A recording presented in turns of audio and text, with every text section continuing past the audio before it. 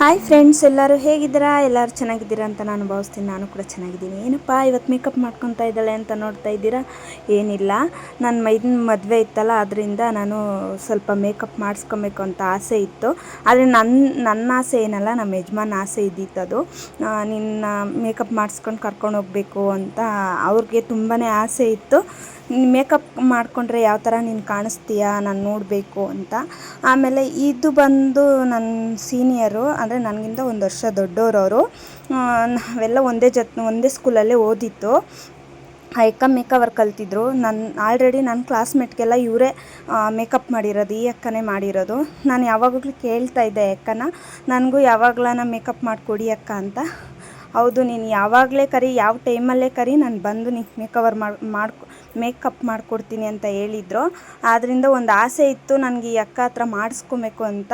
ಈ ಅಕ್ಕ ನನ್ನ ಕ್ಲೋಸ್ ಫ್ರೆಂಡ್ ಥರನೇ, ಒಂಥರ ನನಗೆ ಅಕ್ಕ ಥರ ಇವರು. ನನಗೆ ಹೇಳೋದಕ್ಕೆ ಆಗಲ್ಲ, ಬಾಂಧವ್ಯ ಆ ಥರ ಇದೆ ನಮ್ಮಿಬ್ಬರಲ್ಲಿ. ನನಗಿಂತ ಒಂದು ವರ್ಷ ದೊಡ್ಡವರಾದರೂ ಸ್ಕೂಲಲ್ಲಿ ಜಾಸ್ತಿ ಅವರೇನೊಂದು ಬಾಕ್ಸ್ ತಂದರೆ ನಮಗೆ ಅಪ್ಪ ಅಮ್ಮ ಇಲ್ಲ ಅಂತೇಳಿ ಅವ್ರ ಬಾಕ್ಸ್ ನಮಗೆಲ್ಲ ಊಟ ಎಲ್ಲ ಕೊಡೋರು.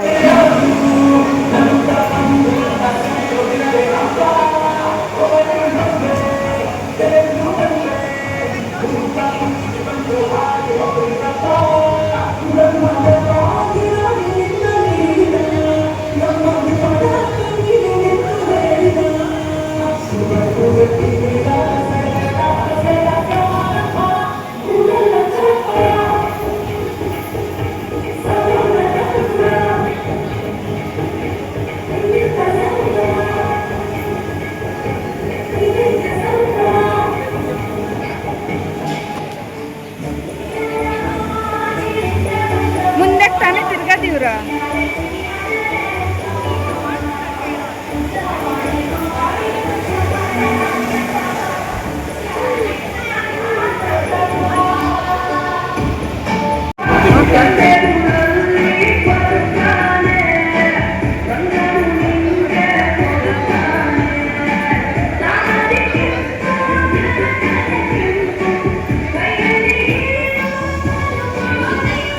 ನಾವು ರೆಡಿಯಾಗಿ ಬಂದ್ವಿ ಚೌಟ್ರಿ ಹತ್ರ.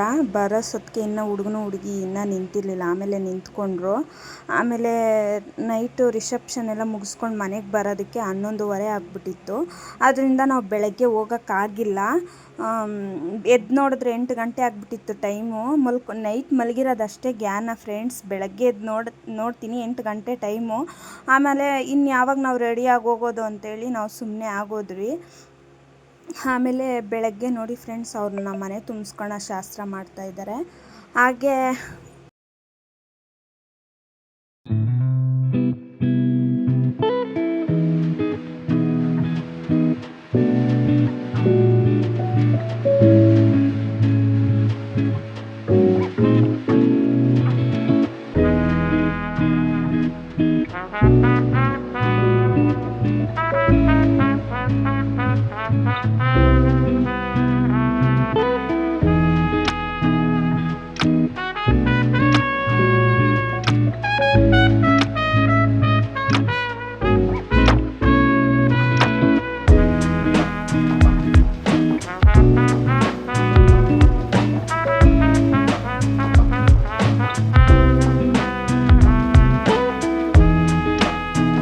ಶಶಿ, ನಾನು ನನ್ನ ಗಂಡ ಶಶಿಧರ್ ಬರ್ತಾ ಇದ್ರೆ ಜಾಗ ಬಿಡ್ರಿ ಅನ್ನೋ. ಸಾಕ್ರಿ 1000 ರೂಪಾಯಿ 100 ರೂಪಾಯಿ 1000 ರೂಪಾಯಿ ಹಾಕ್ಬಿಟ್ಟು ಒಳಗೆ ಬರ್ರಿಲ್ಲ ಬಿಡೋದೇ ಇಲ್ಲ.